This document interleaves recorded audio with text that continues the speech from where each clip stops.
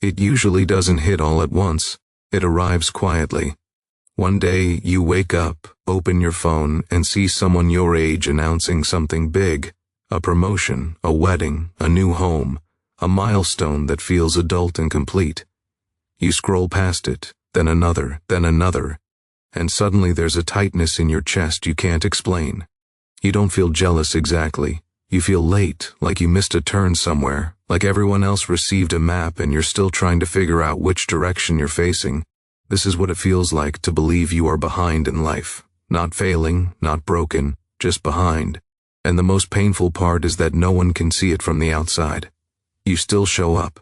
You still laugh at the right moments. You still say you're working on things.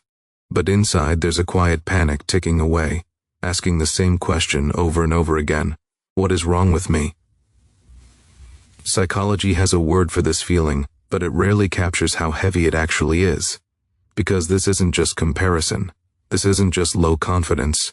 This is a deep internal sense that time is moving faster for everyone else and slower for you. People who feel behind in life often carry an invisible clock in their head, not a real one, a social one. A clock made of expectations, milestones, and unspoken deadlines. By this age you should be here, by that age you should have that. And when your life doesn't match the timeline, your mind doesn't respond with curiosity, it responds with judgment. What most people don't realize is that this feeling rarely comes from actual failure.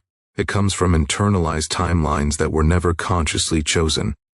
Timelines absorbed from family, culture, social media, and stories we grew up watching.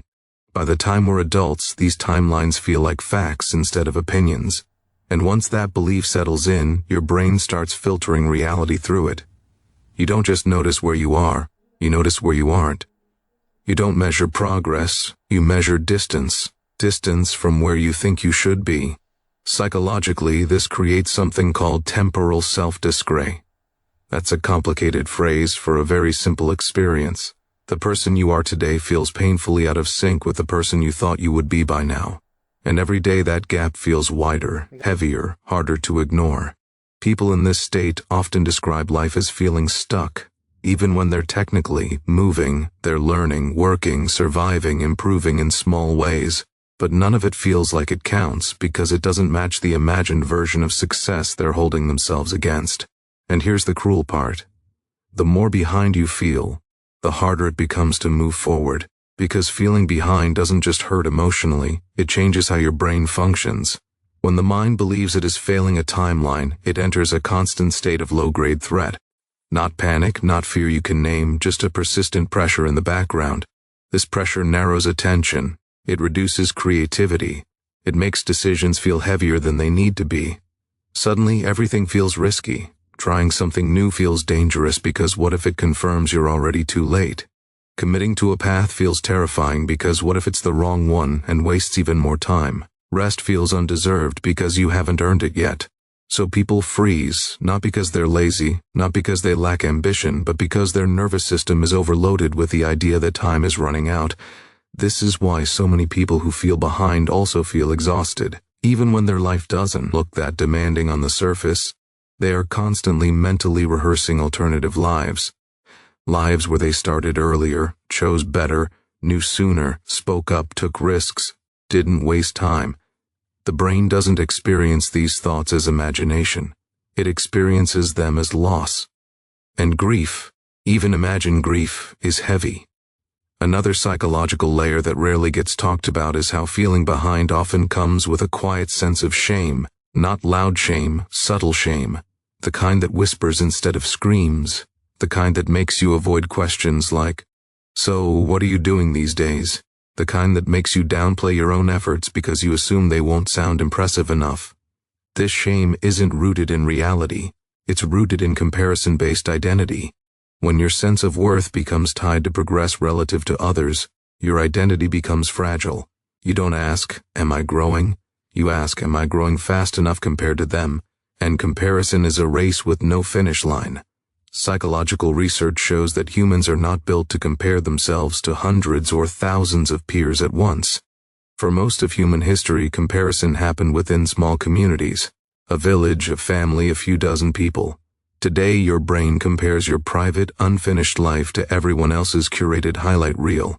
Your mind doesn't know the difference. It interprets constant upward comparison as evidence of inferiority.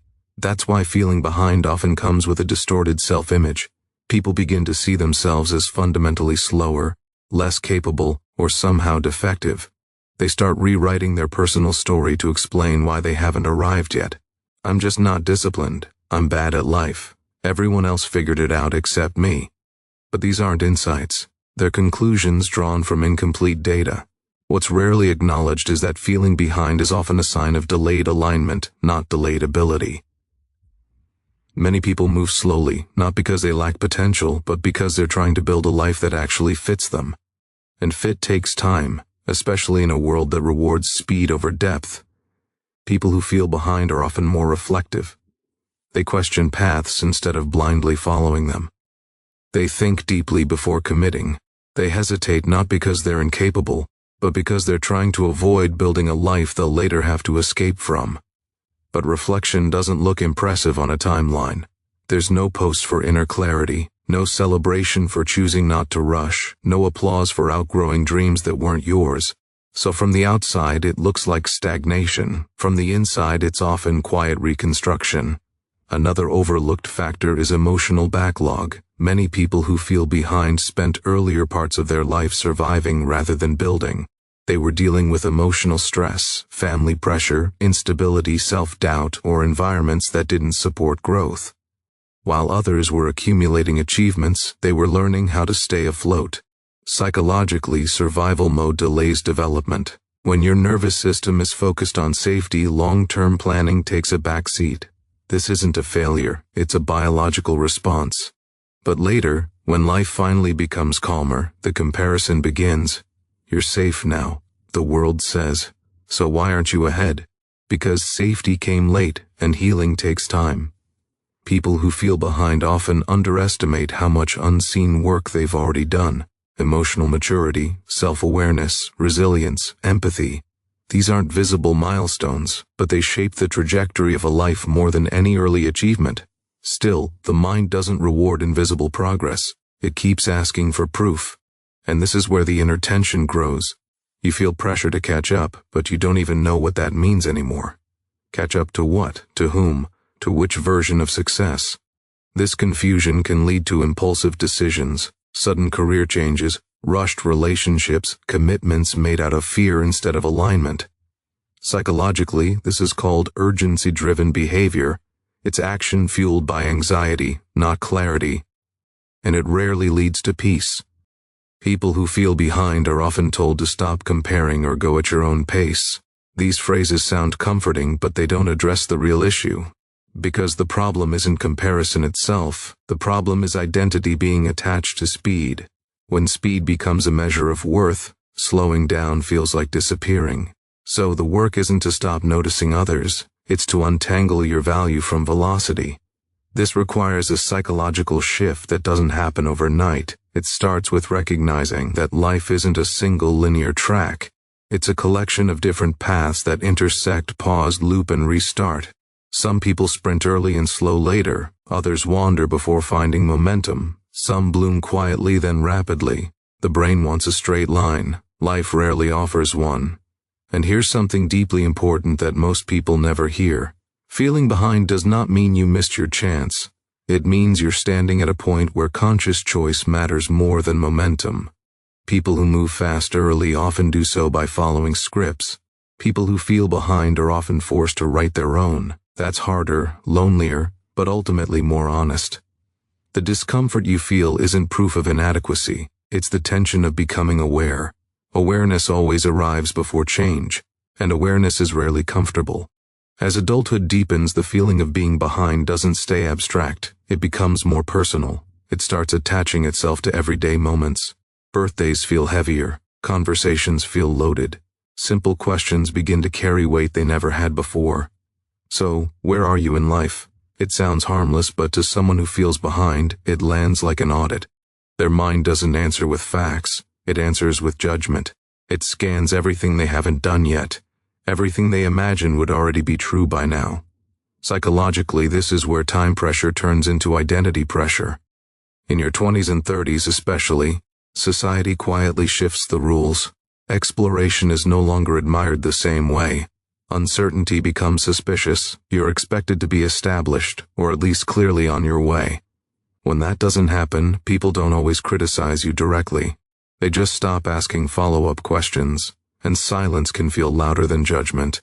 This is why many people who feel behind begin to withdraw socially, even if they're naturally warm and thoughtful. They don't want to explain their life. They don't want to summarize complexity into something that sounds acceptable. They don't want to feel seen as unfinished. So, they keep parts of themselves hidden. Over time, this creates a quiet split inside. The inner self that is still searching, still becoming, still unsure. And the outer self that tries to appear calm, functional, and fine. Maintaining that split takes energy, emotional energy, cognitive energy. That's why burnout often shows up in people who don't look overwhelmed. They aren't exhausted by work alone. They're exhausted by self-monitoring, by constantly editing their story, by carrying the fear that if they slow down or stop performing stability, they'll be exposed. Another psychological pattern that emerges is delayed permission. People who feel behind often postpone joy until they catch up. They tell themselves they'll relax once they're stable, happy once they're successful, confident once they've proven something. But the finish line keeps moving. This creates a life lived in preparation mode. Always almost ready, always one step away from starting to live fully. Psychologically, this is dangerous because it conditions the brain to associate worth with future outcomes instead of present experience. You don't feel allowed to enjoy where you are.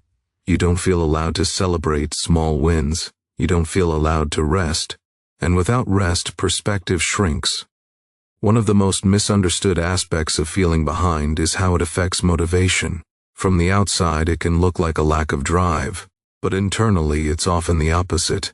There is too much pressure attached to every choice. When everything feels like it has to fix your life, nothing feels light enough to begin. So people procrastinate. They delay. They distract themselves. Not because they don't care, but because caring feels overwhelming. Each decision feels like it carries the weight of lost time, and the fear of choosing wrong becomes paralyzing. This is where self-trust erodes. If you believe you're behind because you made poor choices before, it becomes harder to trust your choices now. You second-guess yourself constantly. You look for reassurance. You compare again. You hesitate. Psychology shows that confidence isn't built by always choosing correctly. It's built by seeing yourself recover from choices that didn't work. But people who feel behind often don't give themselves that grace. They treat every decision as if there's no room for error left. As if one wrong move will confirm everything they fear about themselves. This mindset quietly shrinks life. Relationships can also become complicated. When you feel behind, you may feel out of sync with friends who are hitting traditional milestones. Even when there's no resentment, there's distance. Conversations revolve around experiences you can't fully relate to yet, or maybe don't even want, but feel you should. So, you listen, you nod, you support, and later you go home feeling strangely empty. Some people respond by rushing into relationships or commitments just to feel aligned again. Others pull away completely. Neither extreme brings peace because the root issue isn't timing, it's self-acceptance. Feeling behind often hides a deeper belief. I am only acceptable when I arrive. But arrival is an illusion. There is no permanent state where life suddenly feels finished and secure. Even people who seem ahead are quietly negotiating uncertainty, fear, and doubt. They just have different reference points. Research on life satisfaction shows something interesting. Happiness doesn't consistently increase with early achievement. In many cases, people who follow nonlinear paths report deeper fulfillment later once alignment catches up with effort. But society doesn't tell those stories often, because slow growth isn't dramatic. Delayed blooming doesn't trend well. Quiet resilience doesn't photograph easily. So, the mind fills in the gaps with assumptions. Another important psychological truth is that feeling behind often intensifies when identity is underdeveloped. When you don't yet have a clear sense of what matters most to you, it's easy to borrow definitions of success from others. And borrowed definitions rarely fit well. This creates a constant sense of mismatch. You chase goals that don't energize you, then feel defective when they don't motivate you. You assume the problem is you, not the goal. But motivation isn't a moral trait, it's a signal. People who feel behind often ignore this signal because they're trying to outrun shame instead of listening to curiosity. They're motivated by fear of being left behind, not by genuine interest in where they're going. That kind of motivation burns fast and leaves emptiness behind. So, what actually helps? Not affirmations, not pretending you're ahead, not forcing optimism. What helps is a slow psychological reframe of time itself. Instead of asking how far behind am I, the question becomes, what season am I actually in? Some seasons are for building, some are for unlearning, some are for healing, some are for experimenting. Trying to harvest during a season of planting only creates frustration. When people finally allow themselves to see their life as cyclical instead of linear, something softens inside. The urgency eases, choices become lighter, movement becomes possible. Again, another key shift is separating pace from purpose. You can move slowly and still be deeply aligned. You can move quickly and still be lost. Purpose isn't proven by speed, it's revealed through consistency over time. People who feel behind often underestimate how powerful small sustained actions are when they're rooted in self-standing instead of panic. This doesn't mean ignoring reality. It doesn't mean avoiding responsibility. It means choosing progress that respects your nervous system instead of overwhelming it. Even psychologically, the brain responds better to manageable steps than dramatic overhauls. Safety precedes growth. Clarity precedes commitment. And one of the most healing realizations is this. You are not behind life. You are in conversation with it. Your timeline reflects your questions, your values, your circumstances, and your inner work. It tells a story that can't be rushed without losing meaning. The feeling of being behind often fades, not when life suddenly accelerates, but when self-compassion catches up with self-awareness. When you stop asking, why am I not there yet, and start asking, what am I learning here? Because learning doesn't show up on resumes, but it shapes every chapter that follows. Eventually, many people who once felt behind look back and realize something quietly powerful. The delay gave them depth. The uncertainty taught them discernment. The slow pace forced them to confront themselves instead of hiding behind momentum. They didn't miss life. They met it more honestly. And while that realization doesn't erase regret, it transforms it. Regret becomes information instead of punishment. The past becomes a teacher instead of a judge. If you feel behind right now, it doesn't mean you're late to life. It means you're standing at a threshold. A point where unconscious living is no longer enough, where borrowed timelines no longer satisfy, where your inner voice is asking for something real. That moment is uncomfortable, but it's also meaningful because many people never question the path they're on. They just run and wake up later wondering why they feel empty despite being on time. You are questioning now, and that matters. Not because it makes you special, but because it makes your next steps intentional. Being behind isn't a permanent identity, it's a temporary perspective, one that often appears right before clarity, alignment, and a different kind of forward motion begins, not louder, not faster, but truer.